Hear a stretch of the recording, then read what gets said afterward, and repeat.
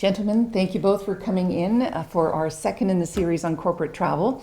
And my burning question is, when I go to a business class lounge and I look around and I see all of clearly haggard business travelers sitting there with their phone, changing their flight, checking, like everything seems to be happening on that tiny little screen. And these are savvy travelers. Mm-hmm. How do you keep up with the demand for that type of technology? Brian? Good question. Good question. Thanks, Lena. Yeah, mobility in travel is huge these days. It's something that everybody wants, everybody can't do without. And you yourself, with your mobile phone, right? Is it ever away from you when you're traveling? Unfortunately not, no. No, so it's important. But I wouldn't know how to do anything other than the basics. Like I wouldn't know how to book a flight, change a flight. Like I don't receive all of those apps and systems that I'll turn to you now, Dirk, that I imagine you deliver to your clients. Yeah.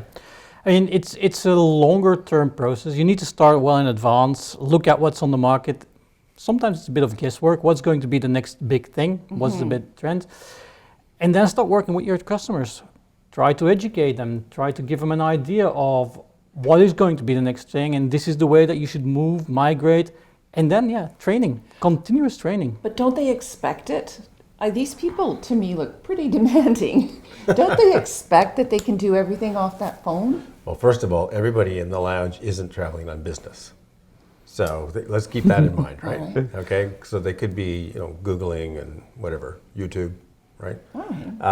But for the ones that are traveling, I think, as Dirk said, you've got to have a program that's going to work in terms of the integration with what their company expectations are with travel policy, preferred vendors, which locations they're permitted to travel to, which locations they shouldn't be at. All of these things are all integrated and tied into the mobility platform.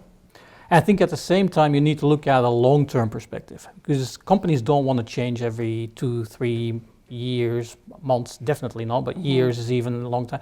So you need to develop a plan that works for them on a long term. So what is going to be the demand in mobility? Mobile. A few years ago was still all online. Get the online booking tool right. Now it's all mobile. Mm-hmm. Start looking at what are the applications, how do you use those, how do you integrate it into their program. So in that case, it's not invasive, but becomes something natural for them to use. And I think that's always the challenge that, from a travel management perspective, you face. Do you find that the business traveler, male or female, are extremely demanding in their expectations? Yes, I think today it's all about the user experience, and the traveler has an expectation of the travel management company to be proactive. So when somebody is traveling and they're on their phones and they're in the lounge or waiting for a flight, when things happen, flight delays, cancellations, right, world events, they expect their travel management company to be proactive, to send alerts out to them in advance so that they know, things as simple as a gate change to a flight being canceled to an emergency situation where they're traveling. We have to be super proactive on that, and the mobility technology allows us to do that. So let me just ask you another question. If I am traveling, I'm not on one of those platforms, however, I am getting emails directly from the airline continuously on whether there's a delay. I might be getting emails directly from, let's say I'm traveling on a leisure package from the tour operator, et cetera. Now, obviously that doesn't apply to your case, but how do you compete with the various channels? Because then you're inundating the user. Yeah, again, I think what you need to look at is what is relevant information to the traveler. If you send out everything, every airline sends out every itinerary change that you get, it's no longer useful for the traveler. You need to make sure that whatever you send out is relevant for the trip that the traveler is on, as well as that it comes in a time frame that the traveler can still react.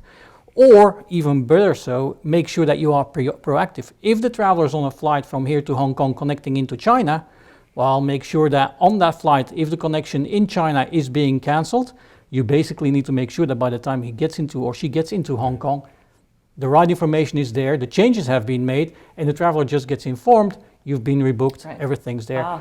You've been So it rebooked. Nice. Yeah, that works. It makes a difference Sure. if always remember from a corporate travel perspective, the travel is not the purpose. They're traveling with a purpose, which Yeah. is to close a deal, make a purchase, do a sale, talk to colleagues.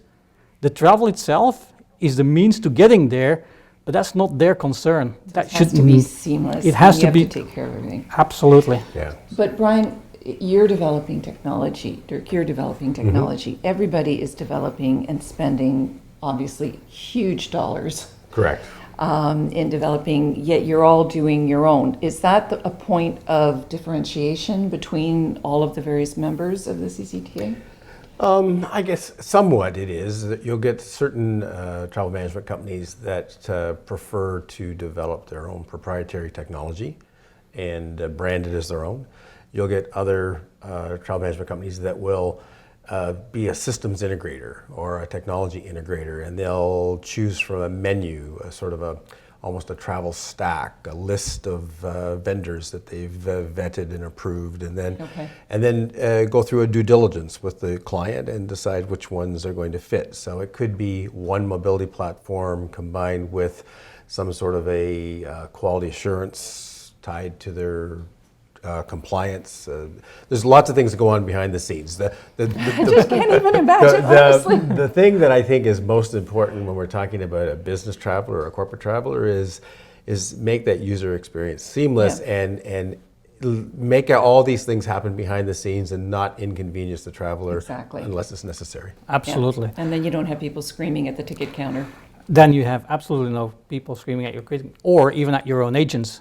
Right. That's even worse when that happens, because then it's immediately reflecting upon your own service. But I think, integration, making it seamless is the key to that. Now, depending on your clientele, you might follow a different stack, a different way of working, also a different level of integration, because some people might require more or others might require less.